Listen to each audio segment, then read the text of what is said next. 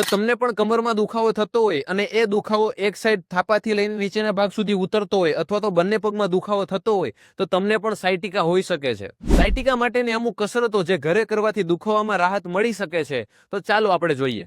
પહેલી કસરતમાં બે પગ વાળવાના અને કમર નીચે આવી રીતે હાથ રાખવાનો છે અને કમરેથી હાથ ઉપર વજન આપવાનો છે. 10 સેકન્ડ વજન રાખવાનું છે અને પછી છોડી દેવાનું છે. બીજી કસરતમાં એક પગને વાળવાનો છે, બંને હાથેથી અહીંયા પકડવાનું છે અને આ પગને ખેંચવાનું છે. ખેંચીને 10 સેકન્ડ રાખવાનો છે, પછી છોડી દેવાનો છે. પછી બીજા પગમાં અને પછી બંને પગમાં એક સાથે. બીજી કસરતમાં બંને પગને વાળવાના અને એક પગને આવી રીતે પગ ઉપર ચડાવી દેવાનો છે અને સામેનો જે હાથ હોય ત્યાંથી ગોઠણ ઉપર હાથ રાખી આ પગને આ સાઈડ ખેંચવાનો છે.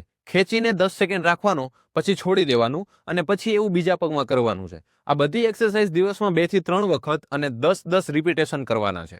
અને જો તમને પણ સાયટિકા હોય અને દવા લઈને થાકી ગયા છો તો વિઝિટ કરો ધી સ્પાઇન સ્ટુડિયો. અહીંયા અમે દવા અને ઓપરેશન વગર સાયટિકાના દુખાવાનો ઈલાજ કરીએ છીએ. તો અહીંયા આપેલા નંબર ઉપર આજે જ કોન્ટેક્ટ કરો અને એપોઇન્ટમેન્ટ બુક કરાવો.